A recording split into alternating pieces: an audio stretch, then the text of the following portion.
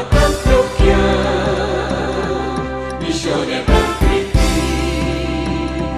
menjawabkan memenuhi kebutuhan umat di milenium kita.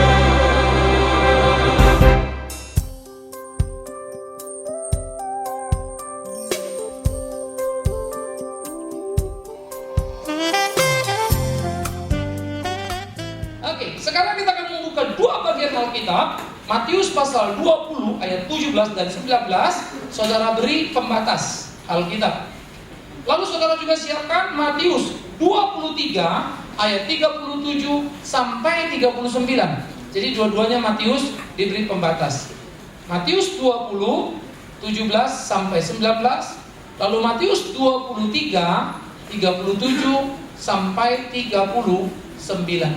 Nah, kalau saudara sudah menemukannya, beri pembatas Alkitab, kita akan baca kedua bagian ini.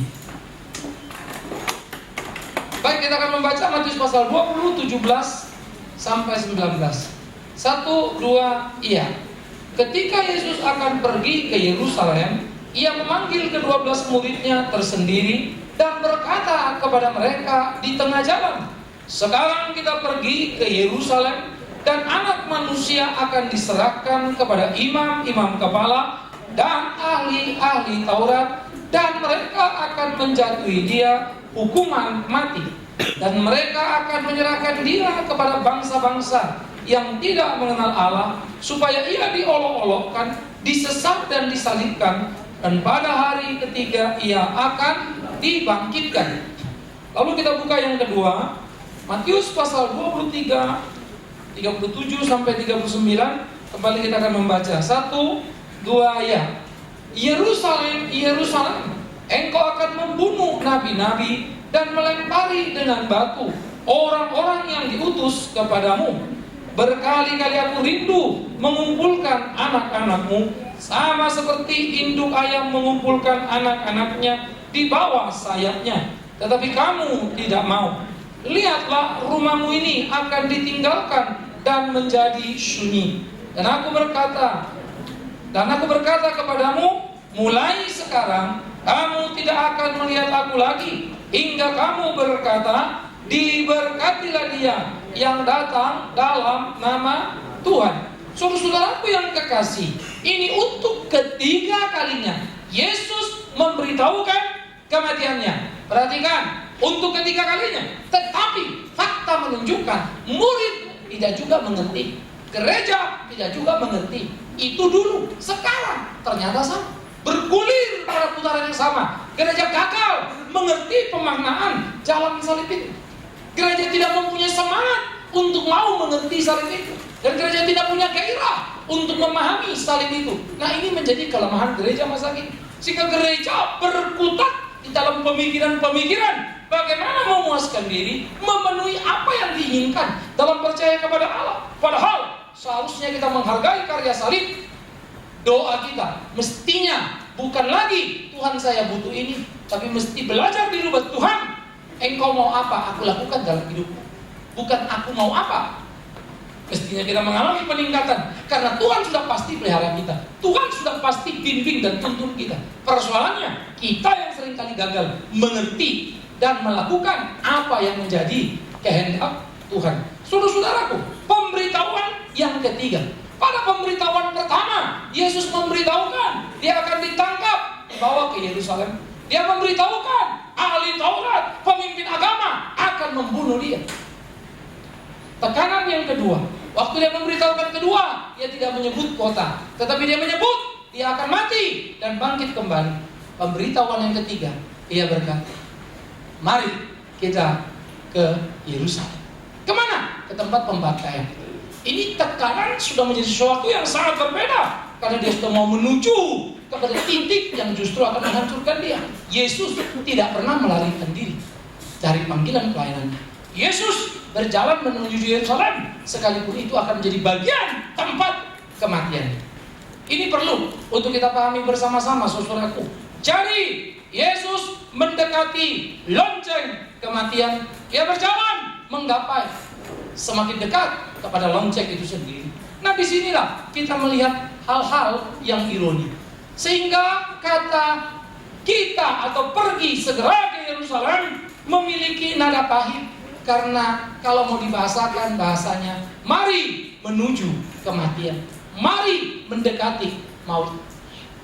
Ironis, kalau tidak tahu apa yang terjadi di Yerusalem, lain cerita. Jangan lupa, pemberitahuan pertama dia sudah kasih tahu, Yerusalem akan menjadi pusat pembantaian dirinya. Mestinya secara teoritis, pemberitahuan kedua, ketiga, yang mesti kasih tahu murid-murid menghindari Yerusalem. Bukankah begitu? Tetapi ia pergi ke sana. Tempat di mana dia disesah, dia tahu. Tempat di mana dia akan dibunuh, dia tahu. Sehingga pemberitahuan ini semakin menegaskan kesiapan sekaligus kerelaan Kristus menuju jalan salib. Tetapi juga sekaligus penelanjangan ketidakmampuan murid-murid untuk mengerti apa yang harus Tuhan jalan. Ironis, 3 kali dikasih tahu, nanti 1 kali lagi 4 kali, tetapi tidak pernah bisa ngerti. Saudara pikir baik Pak. Jadi kalau ada orang bilang, Pak dia dengar khotbah 2 tahun, 5 tahun, kok nggak ngerti-ngerti? Alah 2 tahun, 5 tahun yang ngajar Big Man Sirait, ketemu seminggu sekali. Yesus itu murid-muridnya 3,5 tahun belajar sama dia. Pagi, siang, sore, teori dan praktek, tetap aja lari. Ironis ya? Karena itulah kita mesti baik-baik belajar Alkitab, memberi waktu sungguh-sungguh dan mengaktualisasi itu di dalam hidup kita. Yerusalem, kota pembantaian. Mari kita selusuri bagian ini perlahan-lahan, memikirkan satu demi satu. Mari ke Yerusalem, sebetulnya itu adalah satu nada indah di dalam Alkitab. Mari ke Yerusalem adalah sebuah penawaran yang sangat menyenangkan. Mari ke Yerusalem adalah ajakan untuk bersukacita. Nah, nuansa ini sudah ada di dalam benak orang Israel. Mari ke Yerusalem, itu menggembirakan. Coba kita lihat saudaraku, Mazmur nomor 122, supaya kita mendapat gambaran apa sih artinya bagi orang Israel kalau mereka berkata, mari ke Yerusalem. Apa meaning di dalam benak mereka? Mungkin kita bisa menebak-nebak, tapi supaya lebih tepat, kita lihat Mazmur nomor 122 ayat 1 sampai ayat yang keempat. Kita akan membaca bersama-sama bagian ini. Saudara simak, perhatikan nuansa Yerusalem. 1, 2, iya. Nyanyian ziarah Daud. Aku bersukacita ketika dikatakan orang kepadaku, mari kita pergi ke rumah Tuhan. Sekarang kaki kami berdiri di pintu gerbangmu, hai Yerusalem. Hai Yerusalem yang telah didirikan sebagai kota yang bersambung rapat, kemana suku-suku berziarah, yakni suku-suku Tuhan, untuk bersyukur kepada nama Tuhan sesuai dengan peraturan bagi Israel. Mari ke Israel, sukacita. Mari ke Israel, itu gembira. Mari ke saudara Israel, itu berarti kita beribadah untuk mau bertemu dengan Tuhan itu. Mari ke Israel, bukankah itu menyenangkan? Tapi waktu Yesus mari ke Yerusalem, bukankah itu menyenangkan? Tapi Yesus mengatakan mari ke Yerusalem, itu bau kematian.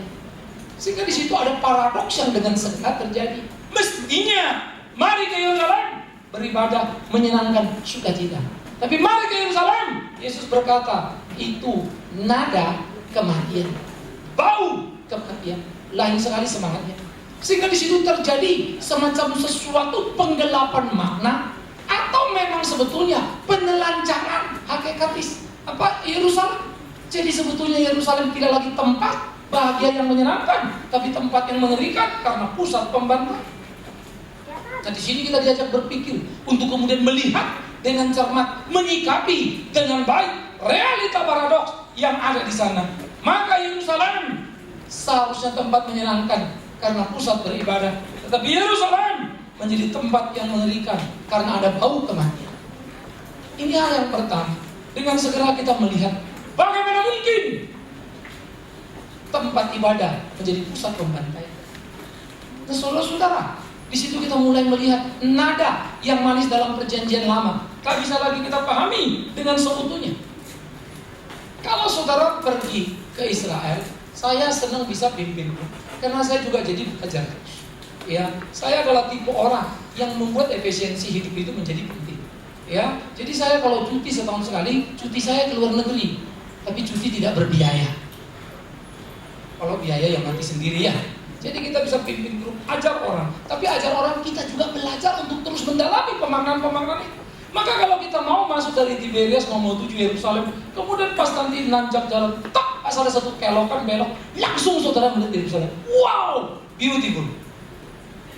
Ya, kota dengan tembok-tembok kapur, batu kapur, Yudea. Jadi dia di sana itu ada ketentuan, tidak boleh marmer merah, tetapi batu-batu kapur yang sudah dibentuk seperti batako begitu ya, tapi susun bagus kan, sehingga berata putih bersih begitu, saudara. Lalu biasa kita dengan tradisi nyanyi atau baca Mazmur 122. Ah, itu masuk Yerusalem. Tapi besok pagi, hari pertama di Yerusalem, pasti saya khotbahkan Yesus menangisi Yerusalem. Tetapi sulit orang-orang yang pergi ke Israel memahami dua pemaknaan yang berbeda. Ya, semua kita akan terpukau dengan apa yang ada, tidak bisa memaknai teologis realita yang terjadi di Yerusalem. Indah, menyenangkan tempat beribadah, tetapi Yesus dibawa ke sana seperti ke pembantaian. Indonesia lain sekali, sehingga nuansa itu dengan segera berubah menjadi kepahitan yang mengerikan. Hal yang kedua, apa yang kita lihat Yerusalem sebagai kota pembantai. Yerusalem adalah tempat berdirinya bait Allah, tetapi Yerusalem adalah tempat dirubuhkannya bait Allah itu. Siapa yang mendirikan bait Allah? Salomo untuk bangsa Israel. Siapa yang merubuhkan bait Allah? Ahli-ahli Taurat. Saudara mungkin akan bilang, lupa salah lu. Bukan ahli Taurat yang merubuhkan Israel. Ya, Titus, saya ngerti.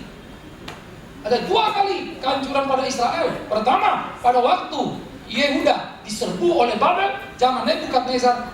Yerusalem termasuk tempat yang dihancurkan, tetapi tidak luluh lengkap.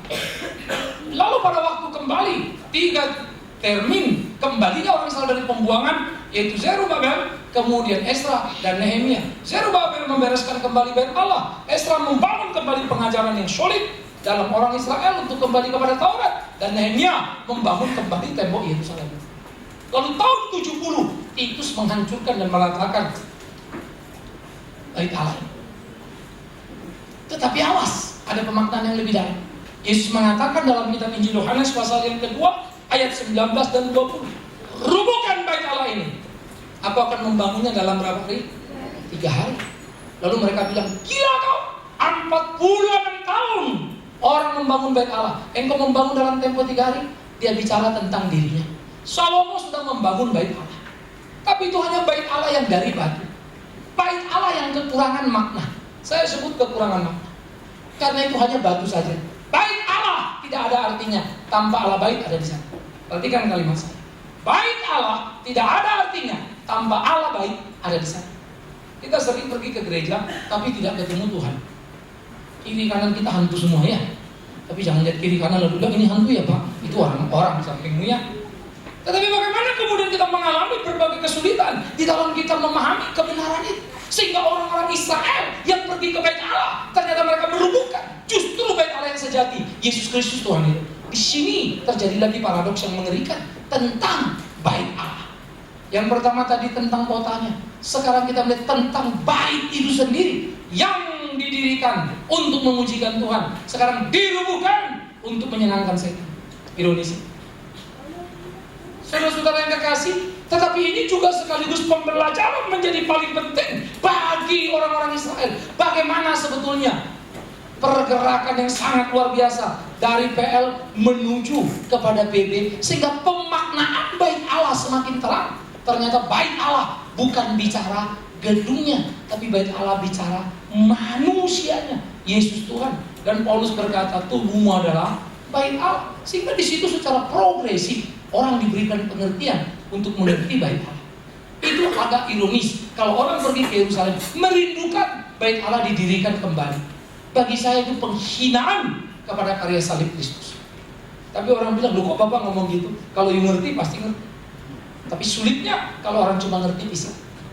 Bait Allah didirikan untuk Israel, oleh Israel, bagi kemuliaan Tuhan.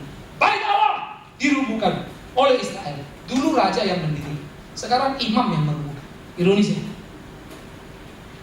Ahli Taurat yang merubuhkan. Justru yang mereka hancurkan bait Allah yang sejati itu. Mereka menjaga sedemikian rupa bait Allah. Tidak boleh buang sampah sembarangan, tidak boleh ngomong sembarangan, berjalan tidak sembarangan. tetapi mereka begitu jahat dan sembarangan untuk membunuh Yesus Kristus, bait Allah yang sejati. Camkan kalimat ini baik-baik. Nah, oleh karena itu ini menjadi kegagalan gereja untuk memahami kebenaran sejarah. Ini menjadi kegagalan gereja untuk menemukan pemaknaan yang sesungguhnya arti daripada bait Allah itu sendiri. Ironis, tapi itulah fakta. Dan itulah yang sedang terjadi, saudara yang kekasih. Ironis, tetapi ini tidak terbantah. Bagaimana terjadi pengingkaran terhadap kesejatian bait Allah itu sendiri. Sedih ya, tapi itu yang mereka lakukan. Jadi merubuhkan bait Allah yang gedung tidak seberapa dosa. Itu hanya pelanggaran hukum, merusak bangunan. Tapi membunuh, merubuhkan bait Allah yang sejati, bukankah itu pengerian? Camkan baik-baik. Tetapi ironisnya, mereka urus bait Allah yang gedung itu baik-baik, mereka habisi Yesus yang bait Allah sejati. Ironisnya, sedih sekali. Saya pikir-pikir, lalu saya lihat perjanjian lama. Makin saya baca, wow, luar biasa sekali. Yesus pernah janji kepada Daud supaya Salomo yang mendirikan bait Allah, bukan Daud. Dan Yesus berjanji, keturunannya keturunanku, kerajaannya kerajaanku, rumahnya rumahku, kekal selama-lamanya. Tapi ternyata kerajaan Israel rubuh. Habis Salomo langsung pecah dua. Sesudah itu generasi-generasi, utara hancur tangan Asyur, selatan hancur tangan Babel. Di mana Israel? Apanya yang kekal? Mana kekalnya? Mana janji Tuhan? Mana nubuatan itu? Yesus Kristus genap. Kerajaan itu sudah dekat. Bertobat. Kerajaan Allah sudah dekat, bertobatlah. Maka penggenapan kerajaan Daud adalah Yesus Kristus, sang kerajaan yang sejati, kerajaan Allah. Keturunannya, keturunanku. Itu sebab Yesus disebut keturunannya. Anak Daud. Itu pemaknaan teologis yang sangat mendalam. Rumahnya rumah, rubuhkan bait Allah itu. Kubangun dalam tempo 3 hari. Dirinya dan dia kekal selama-lamanya. Hebat ya. Sehingga 3 in 1 ada di dalam Kristus itu. Dia kerajaan yang kekal, dia keturunan yang kekal, dan dia rumah Bapa yang kekal. Itu sebab semua orang yang terhisap dan percaya kepada Kristus disebut anak Abraham. Tetapi mereka yang melawan Yesus disebut anak setan. Itu dalam Injil Yohanes 8. Waktu orang Israel merasa kami ini anak Abraham, Yesus bilang no, kamu anak setan karena kamu membunuh. Kalau kamu anak Abraham, pasti kamu percaya pada kata-kataku sama seperti bapakmu Abraham. Betul. Itu hebat sekali kalimat. Sehingga mereka marah luar biasa karena dianggap anak setan. Tapi Yesus dulu yang ngomong. Itu sudah ada pemilihan yang hebat luar biasa. Sehingga kalau kita melihat secara seluruh di dalam perspektif Alkitab, mulai perjanjian lama, perjanjian perjanjian baru, dan kaitan-kaitannya begitu erat, kita akan menemukan kebenaran yang sangat presisi, yang sangat ketat dari satu bagian kepada bagian kepada bagian dalam bentangan ribuan tahun. Hebat. Itu Alkitab. Itu sebab ya makin ngerti Alkitab bacanya, wah. Dulu saya suka bilang saya suka baca Kupingo. Baca Kupingo jilid 1 mau jilid 2, jilid 2 mau jilid 3. Tidur pun lupa sudah. Bangun besok teler. Ya, apalagi yang kami di Sumatera, datang jilid 1 sampai jilid 5. Jilid 6-nya 6 bulan lagi baru datang. Nunggu. Jilid 6-nya kapan datang nih? Saya ingat pulang sekolah selalu cari komik. Tetapi ketika saya bisa membaca Alkitab begitu menyenangkan. Wow, luar biasa. Dulu mana bisa baca Alkitab begitu? Ya, baca tak ngerti, paksa ngerti, hasilnya tidur. Tak bisa menikmati secara. Tetapi kemudian waktu kita ngerti, wow, kebenarannya luar biasa. Nah, sekarang kita melihat apa hal yang ketiga. Yerusalem pada pembaktian. Fakta yang ketiga, Yerusalem adalah bait Allah, di mana orang pada hari raya gerejawi pergi ke sana, khususnya hari raya Pentakosta, di mana orang juga datang pada hari raya tertentu untuk pengakuan dosa mereka, supaya mereka bisa memberikan korban di bait Allah. Sehingga di bait Allah sudah diatur sedemikian rupa tempat penebusan dosa dan bla bla bla, ruang kudus dan ruang mahus. Tetapi saudara-saudaraku yang kekasih, tempat penebusan dosa di mana umat datang mengaku dosa, tempat penebusan dosa di mana domba-domba harus tumpah darah, tempat penebusan dosa menjadi tempat pembantaian para nabi. Yerusalem, engkau membunuh para nabi yang kuutus kepadamu Dan sekarang Yerusalem membunuh anak tunggal Bapa Yesus Kristus Tuhan. Ironis itu. Dari Bukit Zaitun kalau kita duduk lihat Yerusalem, pikir, wow, indah sekali. Tetapi bejat sekali. Ironis. Itu sebab orang Kristen kalau pergi tidak cukup hanya bisa mengagumi bangunan. Karena di balik bangunan yang menarik, yang luar biasa, sejarah yang hebat, ada kejahatan yang sangat menakutkan. Yang harus kita paham, sehingga jangan mengulang kembali. Nah, oleh karena itulah saudaraku kekasih, Yerusalem tempat penebusan dosa menjadi Yerusalem yang membunuh para nabi. Yesus Kristus Tuhan, juru selamat itu. Ini mengerikan. Saudara, Yerusalem memang menjadi sesuatu yang sangat menyedihkan karena bait Allah ya memang menjadi tempat kolusi dosa yang gila-gila. Jadi orang kalau pergi ke bait Allah mau penebusan dosa, mesti bawa korban domba atau burung dara tergantung ekonomi dan dosa dia. Nah, waktu dia beli di pasar harga murah, tapi nanti bawa di bait Allah ada tim quality controlnya para iman. Lalu lihat, wah ini tidak memenuhi syarat, kurang tahir, ini cacat, ini gini. Sulit untuk tembus. Tetapi kalau beli di halaman bait Allah langsung pasti tembus karena sudah ada code-nya. Ya, jadi sudah dikasih barcode-nya. Cek. Nah, ini dari sini punya ini. Pasti lolos. Lebih mahal tapi 10-15%. Lu kok bisa lebih mahal? Iya dong, mesti ada kantaunya dikit kan gitu ya. Jadi ada cuan dikit. Nah, cuannya itu buat siapa? Buat pedagang dan imam. Lu jadi imamnya dagang, Pak. Lu kok kira sekarang? Dari dulu juga begitu. Lu pendetanya bisnis gereja dong, Pak. Ya, Yesus dari dulu juga sudah. Yesus diperjualbelikan. Imam memperjualbelikan kebenaran. Imam memanfaatkan kebutuhan para domba yang butuh pengampunan dosa, itu diambil, diuangin dan mengambil keuntungan. Kemudian di abad pertengahan kita sudah mengingat surat pengampunan dosa diperjualbelikan. Sekarang bukan surat pengampunan dosa diperjualbelikan, berkat diperjualbelikan. Berikan, Tuhan akan beri kamu lebih banyak. Kasih jual, Tuhan kasih kamu 20. Malah ada yang sedikit obral lebih hebat lagi ya. Beri, Tuhan akan kembalikan 30, 60, 100 kali lipat. Saya bilang orang Kristen serakah. Ngasih dibalikin 2 kali lipat aja udah kaya raya gitu. 100 kali lipat bagaimana itu? Ini kan pembodohan. Jadi orang dulu jual pengampunan dosa, sekarang obral berkat. Dan celakanya banyak orang sekarang. Gereja makin hari makin kehilangan jati dirinya. Maka tidak heran kalau dikatakan banyak dipanggil, sedikit dipilih. Ayo belajar yang jadi sedikit, yang murni dulu. Saya selalu percaya anak Tuhan yang sungguh-sungguh Tuhan pasti jaga secara luar biasa. Saya berani berdiri menjadi saksi. Ya, saya bisa berkata lebih banyak uang saya keluar daripada uang yang saya terima. Tapi hidup saya selalu dipelihara Tuhan. Saya tidak jadi miskin karena itu. Kadang-kadang saya pikir bodoh. Semua kaset saya, semua DVD saya, semua buku tulisan saya dijual, saya tidak dapat apa-apa. Kadang-kadang saya suka berpikir dalam otak saya, jujur saja, bodoh. Tapi saya pikir-pikir lagi yang bodoh yang mana ya? Bodoh kalau saya ambil hidup dari situ. Biarkan itu mengalir. Akhirnya saya bisa melihat hal yang luar biasa bagaimana Tuhan pelihara saya. Karena saya tidak ngerti hidup. Ini gak kepikiran kau tuh bisa, nice, luar biasa. Maka saya harus mengatakan padamu, lakukan apa yang Tuhan mau. Selebihnya apa yang kau butuh itu urusan dia. Gak usah ajarin dia. Kalau sampai kita ajari Tuhan apa yang kita butuhkan, itu bukan Tuhan ya. Dia jauh lebih ngerti. Apapun terjadi dalam hidup kita, rasa pahit, rasa getir, Tuhan tidak pernah meninggalkan. Sayang, ahli Taurat memutar balik fakta.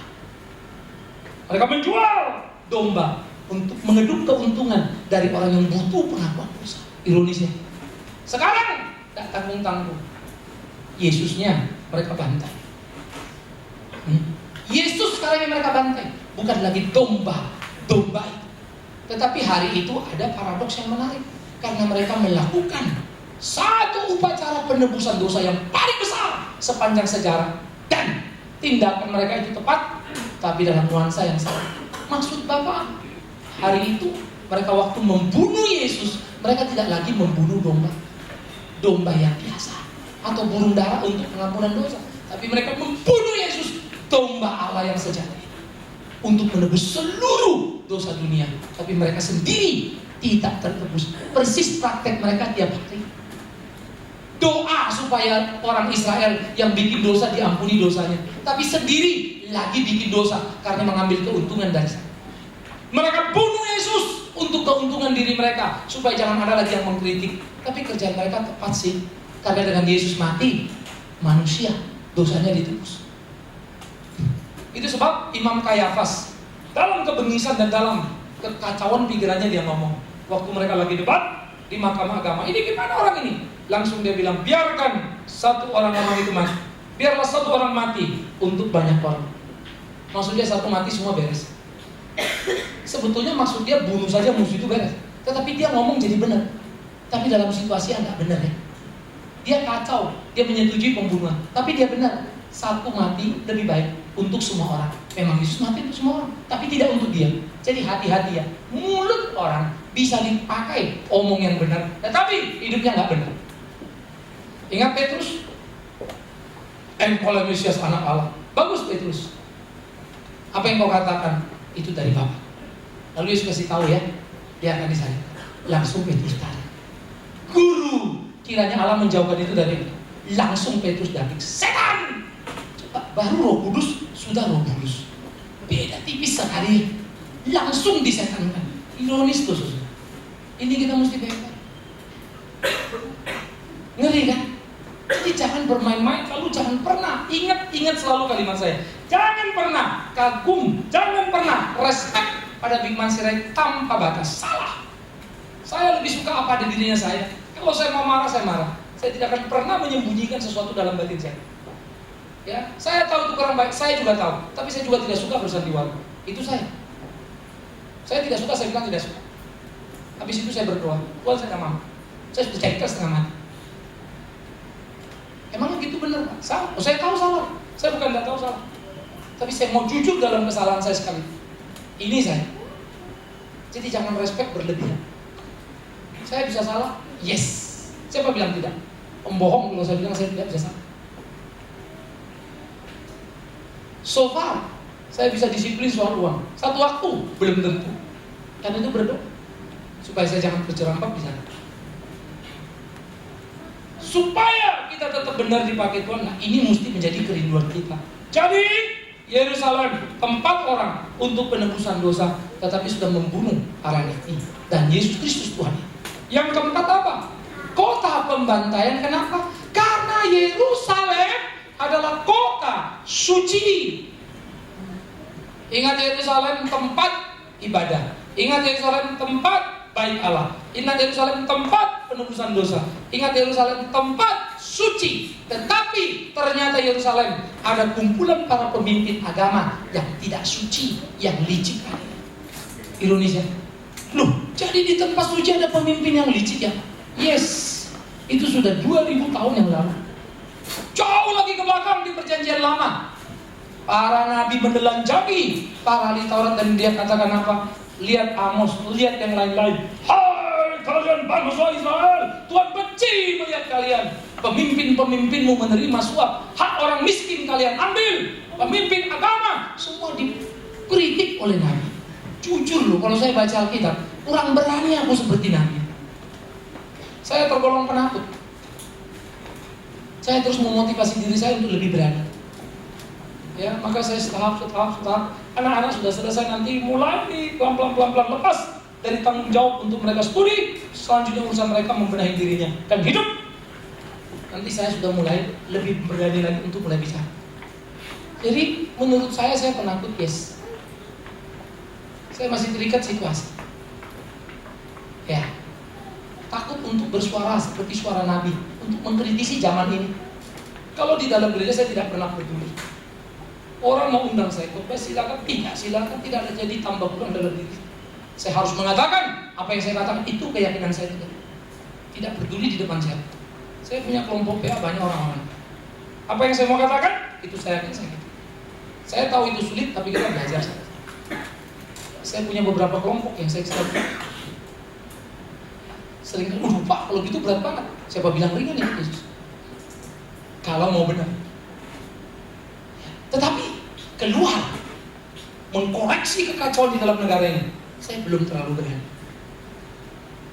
Ya, sesekali saya sudah bicara di radio cukup keras, tapi belum konsisten. Tapi saya rasa saya harus kerjakan bagian. Kita kerjakan pelan-pelan untuk menciptakan satu generasi, dan pelan-pelan untuk terus masuk. Saya tidak tahu itu memang waktu Tuhan atau memang ketakutan saya. Saya tidak ngerti. Jujur saja. Ada bagian yang saya tahu jelas, ada bagian yang saya memang tidak tahu. Maka saya pelan-pelan saja berjalan lihat. Mungkin juga saya kurang berani. Tetapi nabi-nabi bersuara mengkritik semuanya. Karena dalam perjanjian lama, kota suci sudah menjadi tempat yang sangat jahat sekali. Itu sebab Yesus juga pernah mengatakan apa? Nabi-nabi pernah mengatakan, Allah berfirman, aku benci kepada persembahanmu, aku benci kepada puasamu. Wow, dalam Yesaya, percuma bangsa ini beribadah kepadaku dengan mulut bibirnya, tetapi hatinya jauh daripada aku. Itu kalimat perjanjian lama itu ya. Udah keras-keras tuh saudara. Lalu di perjanjian baru Yohanes Pembaptis, saya berubah keluar, buahkan buah yang sesuai pertobatan. Belum berani aku nyuruh kau keluar. Nah, itu Yohanes Pembaptis berani. Mestinya aku juga berani ya. Ada yang nakal-nakal, hei kau keluar kau, ular budak begitu ya. Tetapi Yohanes Pembaptis bisa lihat hati orang, aku belum. Ini kurangnya. Ya, kenapa bisa gitu Pak? Ya, Yohanes Pembaptis dipakai Tuhan luar biasa, aku belum. Dia hidup hanya untuk Tuhan, aku bagi-bagi.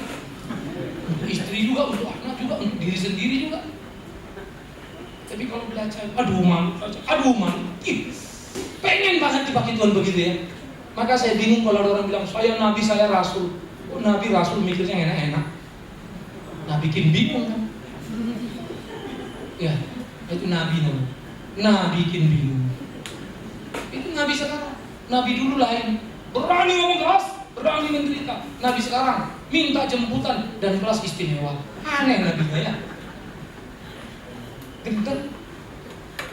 Ini sekarang zaman kita. Nah makanya kita harus hati-hati di dalam hidup kita. Nah oleh karena itu saudara, ada banyak paradoks-paradoks yang kita lihat tentang Yerusalem. Tetapi ini menjadi catatan penting bagi kita, sebuah koreksi untuk memahami Yerusalem. Itu sebab dalam PP ada yang disebut Yerusalem Baru. Yerusalem lama tempat membantai para nabi termasuk Yesus. Yerusalem barulah tempat kumpul orang yang benar. Wow, hebat ya. Jadi Alkitab luar biasa. Nah di sini kita bisa melihat bagaimana pergumulan kehidupan. Nah kalau kita mau membayangkan Yerusalem, mari kita mulai berpikir kisah Yerusalem persis seperti kisah Malin Kundang, Sangkuriang, Jawa Barat. Kemudian kalau orang Batak punya cerita namanya Si Mardan. Ini anak durhaka ini. Ya, jadi orang Batak kalau sudah anaknya dikata Si Mardanon gitu ya. Itu maksudnya anak durhaka ini. Nah, kalau cerita Malin Kundang yang familiar, maka anak sudah dibesarkan ibu dengan penuh perjuangan. Ibu seorang diri membesarkan anak ini. Waktu anak ini sudah berhasil, sudah hebat luar biasa, ibu datang tidak dikenali, malah dihina, dicaci maki, diusir. Ibu yang penuh cinta kasih tak tahan lagi, hatinya menjerit, mulut yang tak mengucap kutuk seraya mengeluarkan. Itu artinya murka ibu sudah mencapai puncak. Maka si Malin Kundang terkutuk. Bias! Ada yang jadi batu, ada yang jadi tangkupan perahu ya, dan lain-lain lah legenda. Setiap kali nonton si Malin Kundang, aku ini cekel ngeliat si Malin Kundang. Padahal dulu pun aku anak nakal, tapi nggak senakal dia. Ya, saya ini nakal tapi nggak suka nonton bareng. Emang gendeng si Malin, mati kau gitu ya. Demen kita kalau diajar sendiri, nah lu jadi batu sekalian. Cekel ngeliat, ini anak kurang ajar sekali menurutku. Tapi kalau kemudian kita pikir-pikir saudara, si Malin Kundang kurang ajar anak terhadap ibunya. Bayangkan betapa kurang ajarnya kita terhadap Tuhan pencipta kita. Itu yang terjadi di Yerusalem. Ciptaan menyalibkan sang penciptanya. Nah, pikirkan baik-baik. Pantas Yesus menangis Yerusalem. Yerusalem, Yerusalem. Engkau seperti anak ayam kehilangan induk, mau dikumpulkan oleh induknya tapi tidak. Ironis. Ironis sekali. Kita sudah jengkel, kita marah, si maling kundang durhaka terhadap ibu. Bayangkan ciptaan terhadap pencipta. Anehnya, kita pun ada di sana. Kita memerankan persis si maling kundangnya. Ya, jangan terjebak. Akhirnya kita menyalibkan dia, membunuh dia. Itu sebab saya tidak heran kenapa ada neraka. Karena Tuhan pun murka terhadap dosa, murka terhadap pelanggaran. Ada neraka. Ingat, Tuhan tidak hanya maha kasih, tetapi maha murka. Kesuciannya menuntut keadilan. Yang percaya diberkati, yang melawan dihukum. Itu sebab saya selalu mengingatkan, kasih minus hukum itu liar, tidak ada di Alkitab. Tapi hukum minus kasih itu legalistik, tidak cocok dengan Alkitab. Di Alkitab ada hukum kalau engkau sadar dan mengaku dengan jujur. Ada pengakuan. Di Alkitab ada kasih, tapi kalau main-main kau akan dihukum. Oleh karena itu, saudara-saudaraku, di dalam bagian ini kita melihat bagaimana tragedi Israel menjadi tragedi maling kundang. Tetapi ini lebih parah karena bukan anak durhaka pada ibu, tapi ciptaan terhadap pencipta. Umat menyelipkan juru selamat, mengerikan sekali. Ya, jadi kita mesti bisa membayangkan, wow, jangan sampai aku meneruskan ahli Taurat ini. Itu sebab Yesus disalibkan bukan oleh penjahat, tetapi ahli Taurat. Ya, kalau ahli Taurat kadang-kadang saya pikir ya, dulu saya nggak tahu lagi sekarang sudah nggak ngikutin. Dulu dunia preman itu, anak-anak nakal, teman-teman saya banyak. Ada peraturan, kalau mau mencopet menodong, jangan copet, jangan todong nenek-nenek. Itu ada peraturannya. Iya. Jadi kalau bisa bangga orang gede gitu ditodong laki-laki, wah itu bangga. Wah ini jago. Jadi kalau ada tukang copet, dia copet nenek-nenek, itu biasanya dianggap remeh, diketokin gitu. Ah, tolol ini. Nenek-neneknya kok copet kan gitu ya. Jadi itu dihina dalam kelompok ini. Saya ingat betul. Jadi bangga dia, apalagi kalau tentara yang bisa dicurinya, bangga banget ya. Ya, jadi copet ini pun punya kelas ini. Jadi orang yang hebat yang ditipu. Tapi ahli Taurat, pemuka agama, orang susah pun ditelan. Gila. Kadang-kadang saya bilang lebih tidak punya etika dari penjahat. Saya orang Siantar, jadi banyak senior-senior kita yang begagilan tak karu-karuan. Ini kita lihat, tapi kalau mereka ngomong, waduh, asik juga ya.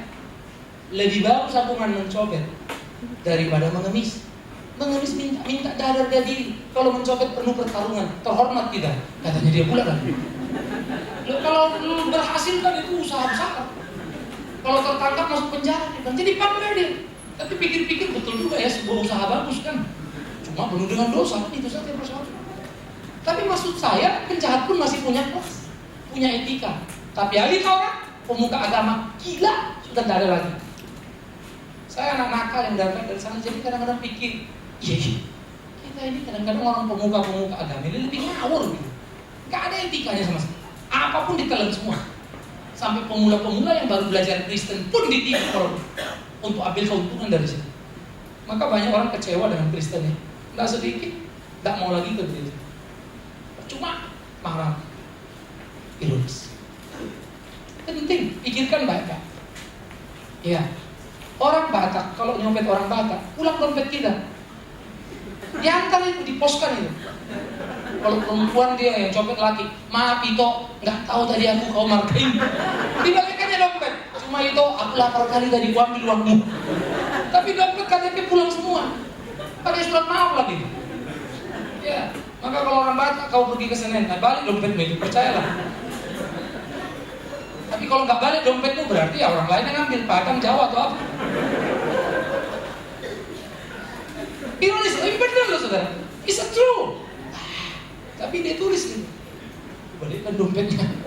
Tapi lapar aku ambil duitnya, aku tulis sudah situ, itu aku ambil duitmu. Ini copet sopan santun ya. Ahli Taurat tidak ada yang begitu. Dibelek semua loh. Mau miskin, mau susah, kau ditipunya. Gila ya. Ngeri loh saudara. Ketulusan orang pun dimanfaatkan. Sadis. Ya, jadi kita bisa melihat. Oleh karena itu, saya merasa penting untuk kita memperhatikan keluhan Yesus terhadap Yerusalem. Apa keluhan Yesus? Yerusalem, kau seperti anak ayam yang mau dikumpulkan, tapi enggak mau. Saudara tahu elang, kalau elang datang mau menyambar anak ayam, induk ayam langsung buka sayap, semua anak masuk dan ditutupnya. Dia pasang badan untuk ngadapin induk elang. Dia pasang badan, tidak takut terhadap elang. Padahal dia juga bisa disembah elang. Tapi itu induk ayam, ditutupnya. Itu sebab bapak-bapak yang tidak bertanggung jawab terhadap anaknya. Belajar kau sama ayam. Itu bapak-bapak kurang ajar. Berani punya anak, gak ngurus anak. Bagi saya itu penjahat. Ayam saja lindungi anak. Iya, jaga anak, lindungi anak, berjuang untuk anak. Hidupkan mereka, besarkan mereka. Harus begitu. Saya tidak pernah bisa ngerti ibu-ibu melahirkan anak ditinggal. Ya, ibu-ibu belajar kau sama ayam. Ayam saja yang dijaga. Kau manusia apa ayam? Mungkin kau lebih parah dari ayam. Ya, sama kaki dua, cuman kelebihanmu bisa bicara, dia kotek-kotek itu saja. Tapi moralnya lebih bagus ayam itu. Anaknya dijaganya. Oh, ibu-ibu ninggalkan anak. Nggak masuk otak saya. Kita mesti belajar ya. Sejahat apa? Kelewatan, meninggalkan anak. Nah, ayam begitu. Jadi Tuhan mau cerita bagaimana dia mau menjaga Israel yang terpecah-pecah, yang dosa ini mau diselamatkan. Tapi mereka melawan, mereka tidak mau. Malah menyalibkan Yesus itu. Sehingga mereka membahayakan induk ayam. Sehingga anak ini lari, tidak mau lagi. Ibu sudah buka sayap, lari. Elang datang, cas. Anak ini diambil dan mati. Nah, disitulah setan pesta pora. Setan pesta pora. Bukan karena Tuhan tidak kuat. Setan pesta pora.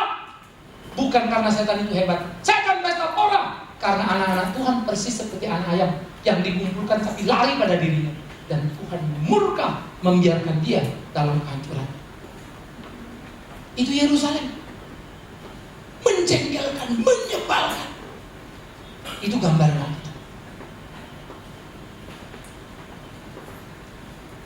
Ya, saya kalau cukup waktu selalu dari Bukit Zaitun lihat Yerusalem. Saya pikir 2-3 menit.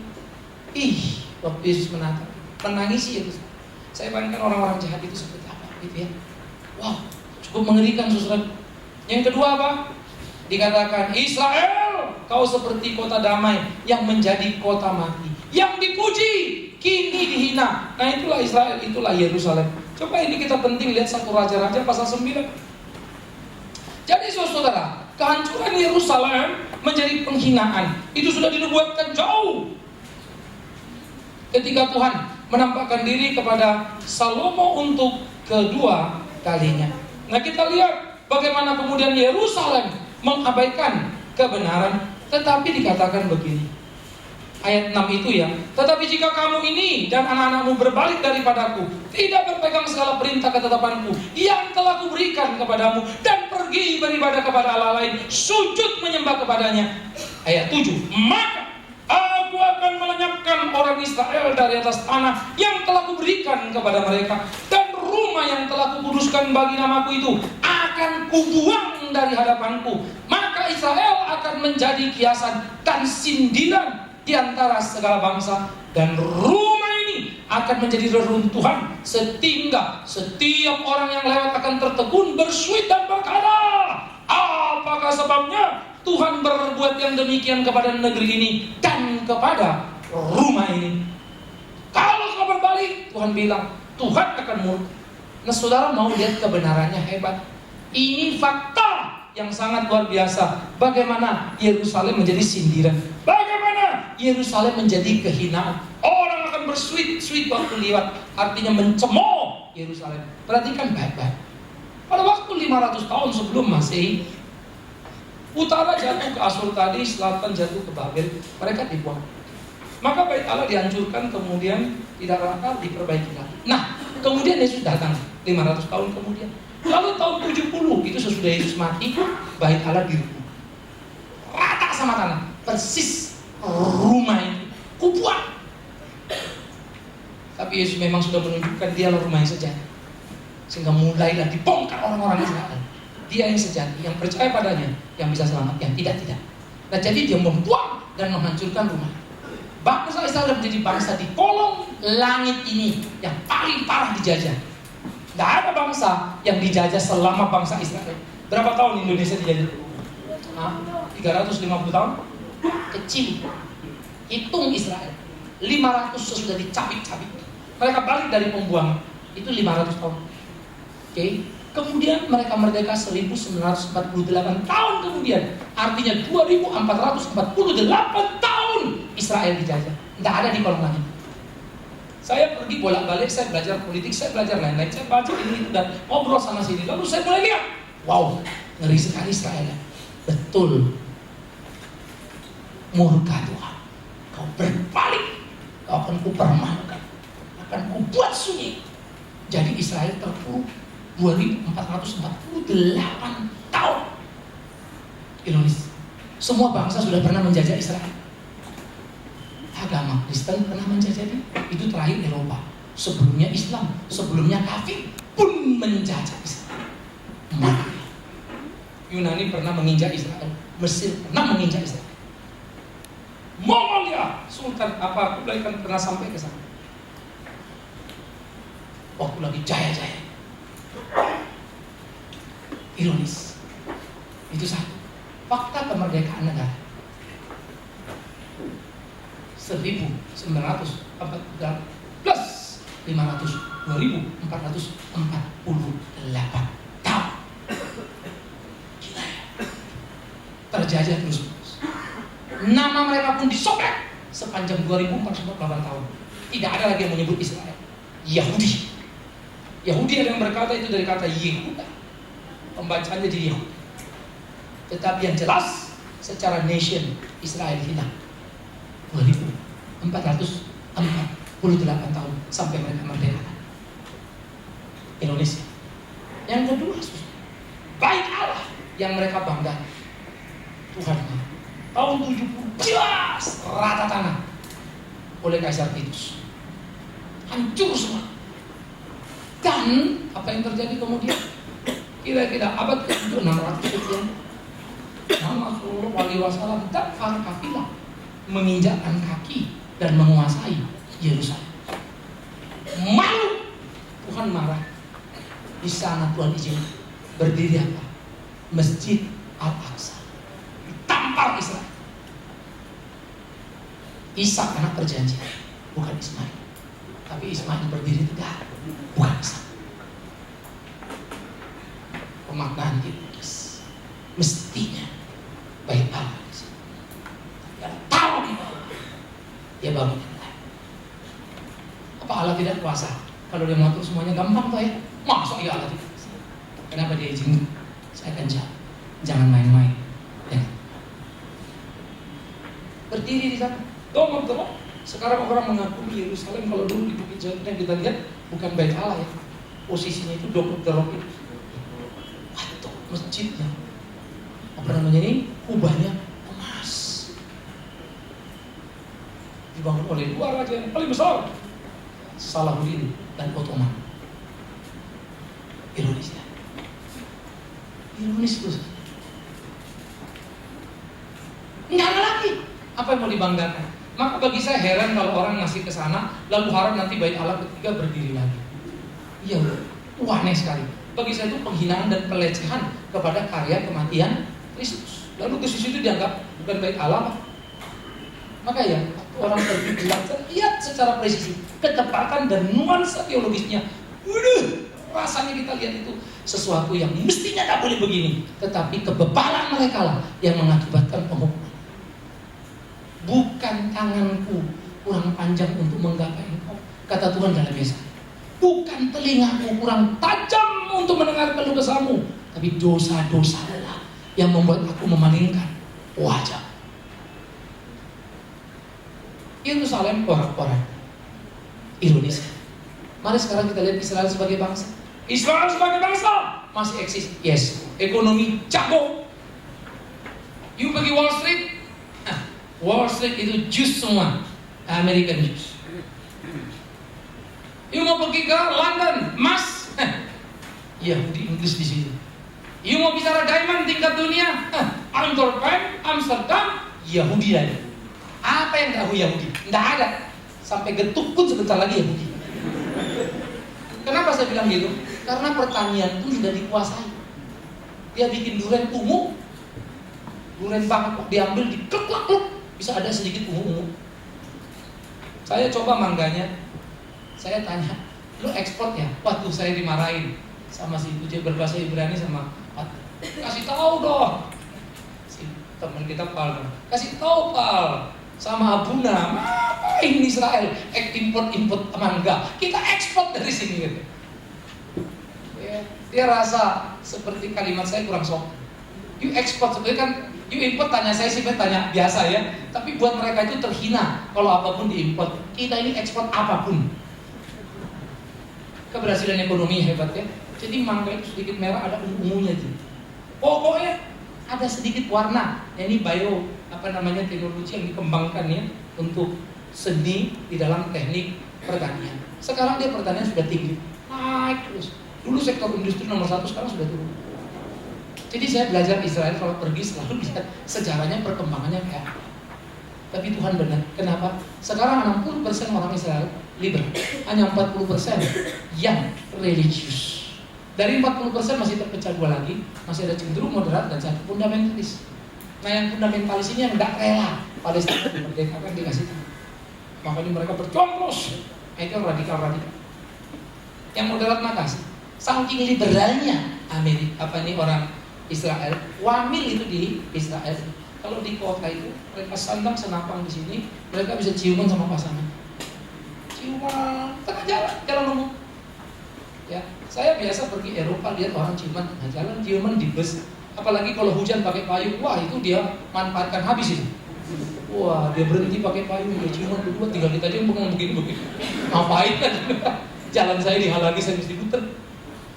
Tapi dia asik sekali. Apalagi kalau sudah musim musim panas ya. Wah, tanggal 1 Mei, pas itu matahari, waduh, itu bisa gila. Jangan lewat sekitar kolam atau sungai-sungai. Karena banyak pemandangan yang tidak berhak untuk dilihat. Buka apartemen, hati-hati, buka langsung tutup, buka sudah pergi dari pintu apartemen. Ya, jendela apartemen. Kalau lama-lama di jendela apartemen, banyak orang miskin di sekitar kita. Sampai mereka tidak bisa beli baju. Jumur-jumur begitu ya. Nah, tetapi ini lagi pakai wamil, pakai tentara, senapan gantung, cium, gendeng kan? Saya tidak tahu, tetapi saya tahu di Eropa saja atau di Amerika lagi tugas itu berat. Mana yang boleh sambil pacaran ciuman? Israel gendeng, liberalismenya tinggi sih. Di situ hidup kontras banget. Yang liberal itu anak kalau lama papa ditampar, nggak apa-apa. Nanti orang tua pukul anak bisa di-shoot. Tapi kalau yang Yahudi yang menjalankan hukum Taurat, anak SMA pun ditampar. Kalau lagi jalan meleng-meleng, ditampar rabinya aja begini. Dia mesti jalan begini, nggak boleh lihat kiri kan, ditampar.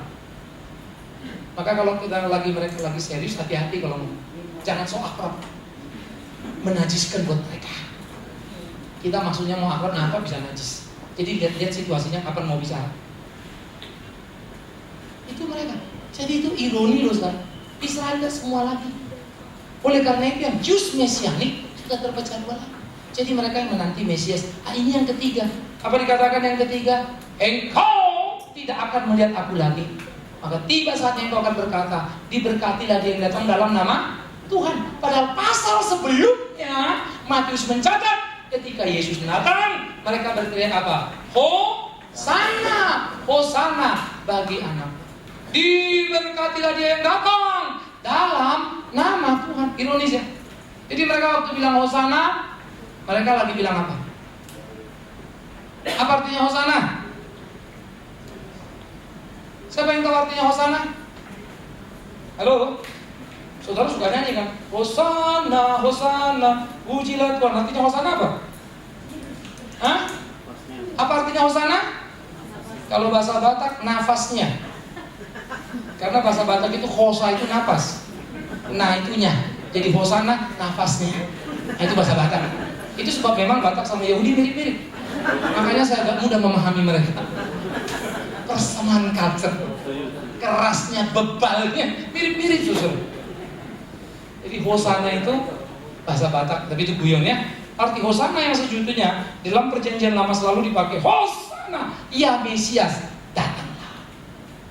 Itu penantian. Jadi waktu Yesus lewat, Hosana, diberkati di antara nama Tuhan. Tanpa sadar mereka sudah tahu Yesus itu Mesias. Nah, ironis ya. Tapi besok-besok yang teriak-teriak ikut menyalibkan Yesus. Ironis sekali. Jadi Alkitab kalau kita baca menarik. Lu mereka tahu begini. Nah, disitulah seringkali pengetahuan datang akan kebenaran, tapi tidak menjadi milik diri, itu berbahaya. Jadi akhirnya orang Israel harus tunggu diberkati dan dalam nama Tuhan. Second coming. Tapi second coming bagi orang Yahudi ada dua terminologi tadi.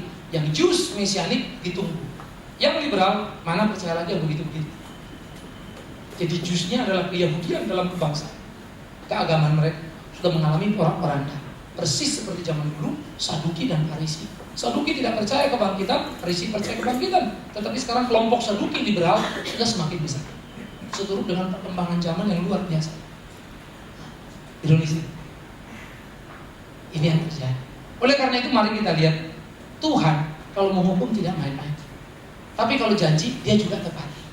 Tapi Tuhan bisa memberi orang kejayaan ekonomi, tapi membuang orang dalam murka ilahi. Hati-hati. Jangan bermain-main dengan, tapi hiduplah sungguh-sungguh, maka engkau akan diberkati, dikuatkan dalam hidup. Tidak ada yang salah dalam hidup. Tuhan pasti biarkan. Biar Tuhan menolong, menuntun, memimpin kita menjadi pemenang di tengah kita berdoa. Ambil waktu teduh sejenak, berdoa. Ya Tuhan, kami menyadari dosa dan salah kami. Ketika kami memandang hidup, Engkau disalibkan oleh pusat keagamaan, ahli Taurat yang seharusnya mengerti kebenaran. Kami terpukul karena dalam pemahaman kami pun seringkali tahu yang benar, tapi berbuat yang salah. Karena itu ampuni kami. Kami juga mau belajar untuk terus berbuat dalam hidup kami sesuai dengan kehendak-Mu, memurnikan tiap motivasi supaya kami tidak terjebak pada perangkap yang salah, pengajaran yang salah, sehingga hidup kami menjadi salah. Kami berdoa ya Tuhan, terus ajar-ajari kami melakukan apa yang Engkau mau, menikmati hidup kami, baik sebagai pengusaha, profesional, bahkan siswa dan mahasiswa, ibu rumah tangga, dimanapun, apapun, terlebih lagi kami yang menjadi pemimpin agama, menjadi para pengerja gereja. Ingatkan kami supaya terus berlakukan seluruh kegiatan aktivitas kami untuk memuliakan nama-Mu, sehingga seluruh usaha kerja kami selalu mengagungkan nama Tuhan, menjadi kemuliaan bagi nama Tuhan. Tiap kami mempunyai pergumulan masing-masing yang menjadi salib kami, maka di tengah tantangan pekerjaan kami, ajarkan kami tetap setia memainkan peran kami untuk kemuliaan nama Bapa. Demi Yesus Kristus Tuhan kami berdoa, bersyukur dan terus mohon pimpinan Tuhan. Terpujilah nama Tuhan kekal selama-lamanya. Amin.